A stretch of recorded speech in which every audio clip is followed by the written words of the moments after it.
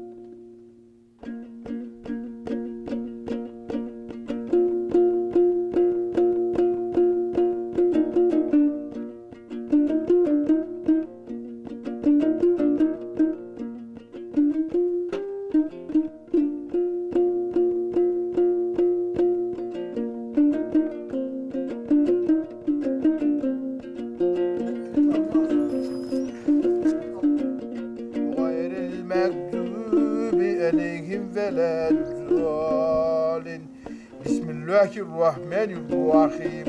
Kul huvallahu ehad Allahu samed.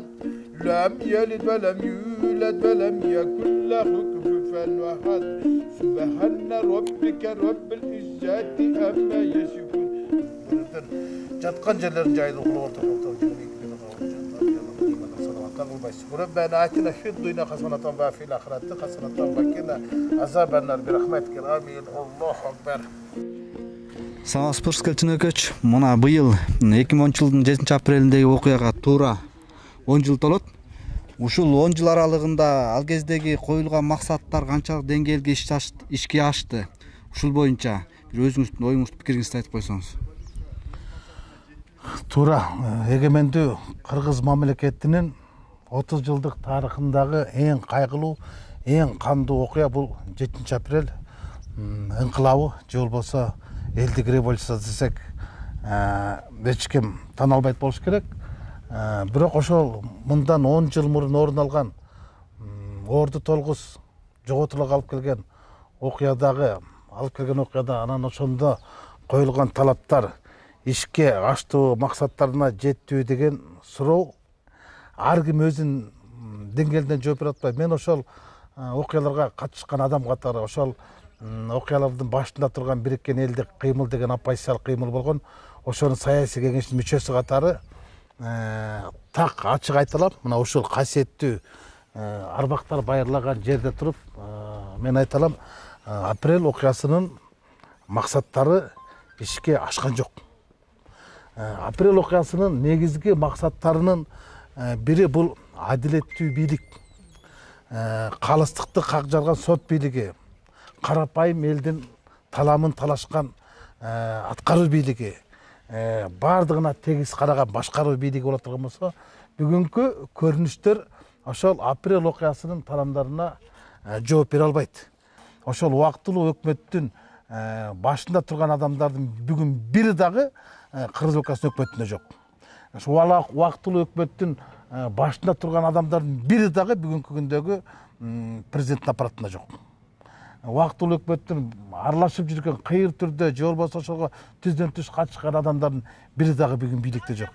Эгер бийликте бар деп айта турган болсок, азыркы президентибиз Сооронбай Шарипович гана ошол кездеги убактылуу өкмөттүн убагында Ош областынын губернаторлорун жетектеп, жалгыз гана революционер ошол калды десек болот да. Андан эми башка элчи болуп кеткен Азимбек Бекназаровду, Манас академиясында турган Топчубек Тургуналиевди, анан кийин институт деп коет, баягы иликтөө, изилдөө институт деген Каптагаевди албаганда эми аларды деле бир өкмөттүн мүчөлүгүндө же бир чоң кызматтар эмес. Аларды кошпогондо бир дагы убактылуу өкмөттүн мүчөсү 10 жылдын аралыгында бүттүгү ооматтары ооп кетип, бүгүн кайта эле ошол оппозициялык көз караштагы саясатчылар айланып калды. Анан апрель окуясынын бир топ талаптары аздык менен ошол кездерде алгачкы ошол 2010 жылдан 2015 жылга чейин бир топ мисалы таза шайлоолорду биз камсыз кыла алдык. Жаңы баш мыйзамды кабыл ала алдык. Анан жаштарды бийликке алып келгенге бир аз аракеттерди кылдык. Эми кандайдыр бир деңгээлде өзүнүн жемиштерин берди, бирок толук кандуу мына жерде жаткан, ушул жерде жаткан балдардын аруу тилектердин баардыгы аткарылды деген бул акмакчылык. Бул айбанчылык. Мына арбактардын баардыгы карап турат, анан ушулардын баардыгы карап тургандан кантип калп айтасың? Арбактар алдында ошол силердин аруу тилеңерди биз аткара алдык, же болбосо азыркы бийлик силердин тилеңерди аткаруунун үстүндө иштеп жатат, бирок кандай иштеп жатат? Ага бул тарых өзүнүн баасын берет дечи.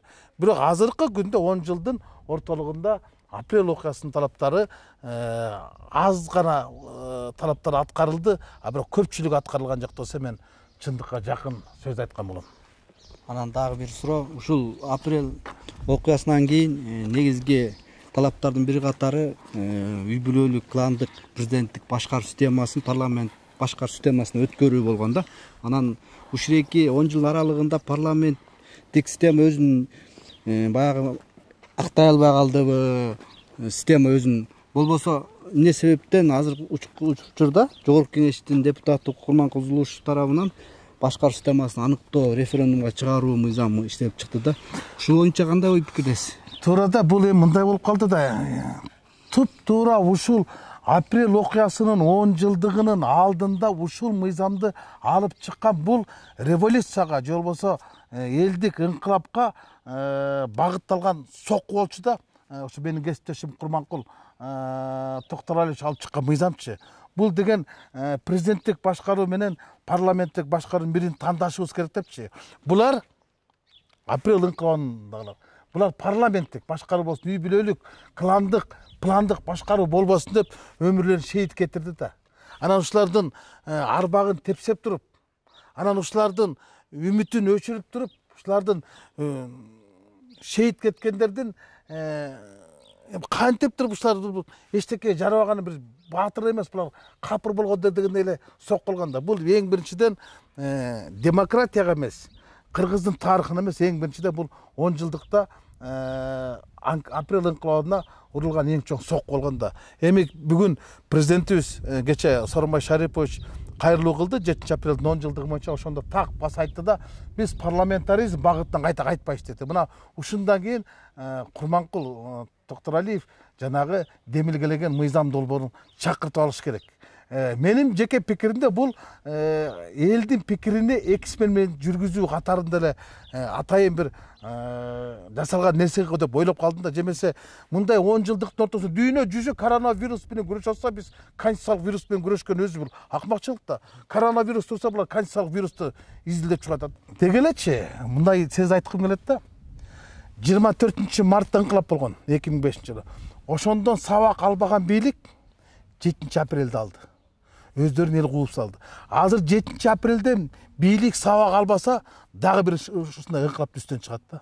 Бул тарыхый эле нерсе экен. Мына жердин баардыгында боз үйлөр тигилип, бул жакта конференц залда тасмалар көргөзүлүп, аябай шаан шөкөт менен, анткени каалайбызбы, биз каалабайбызбы, тарыхты журмалайбыз, бирок бурмалай албайбыз да. Апрель ыңкылабы башталган форум ушул болчу. Мына бүгүн 10 жылдыктын алкагында көрүп алып туруп, кейсинде мыналардын баардыгы чөбү да тазалап койгонго жараган жок да. Ушул дарактардын баардыгы жок болчу. 10 жыл мурун бул дарактардын баары жок болчу. Бул мына бурчаткалар да жок болчу. Бунун баардыгы 2010 жыл, 2011 жылы апрель окуясынын 1 жылдыгында мына дарактардын баардыгын 77 баланын арбагын арнап тиккен. Мыналардын баардыгын ошол ар бир баланын атын атап тигилген кайыңдар эле да.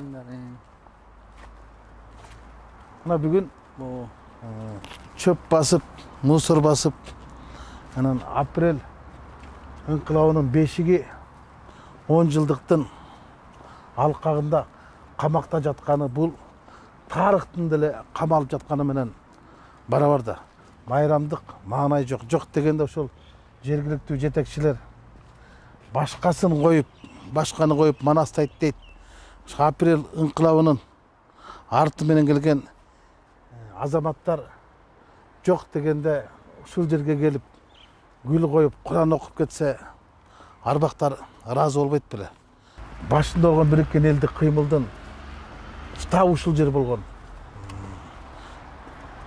Мынагы медиа форумда канча деген саясий окуялардын бардыгы ушул жерде өткөн. Канча деген кыргыздын саясатчылары ушул жакка келип баталган. Атактуу Икрам Илмянов ушул жерден чыкчу эмес. Идеолог Фарид Ниязов да ушул жерден чыкчу эмес. Икрам менен Фарид ушул жерде отурганда азыркы атка минерлердин бардыгы жүгүрүп келип кетип турчу да.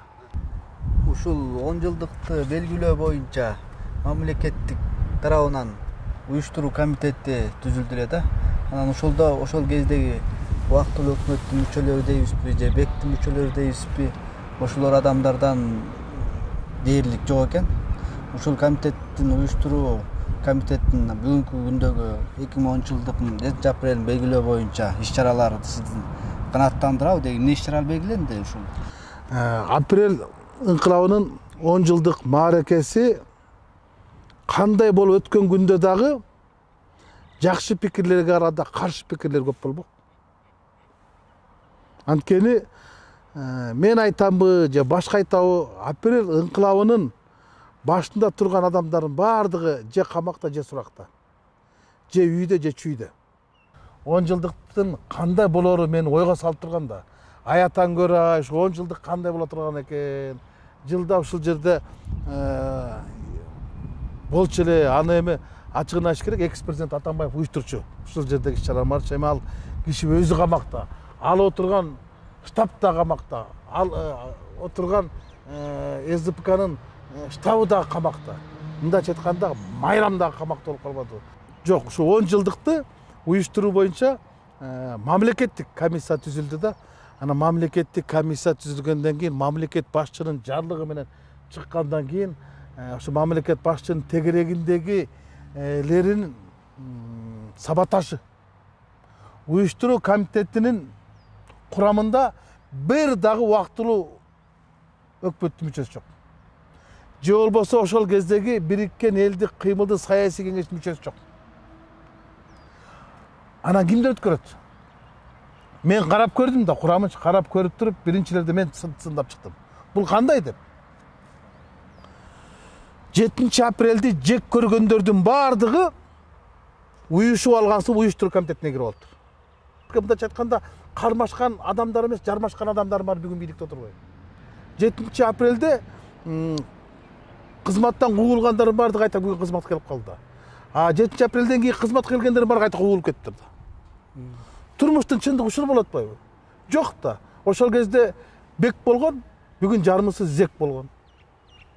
Мына турмуш ушундай, ачуу чындык ушундай.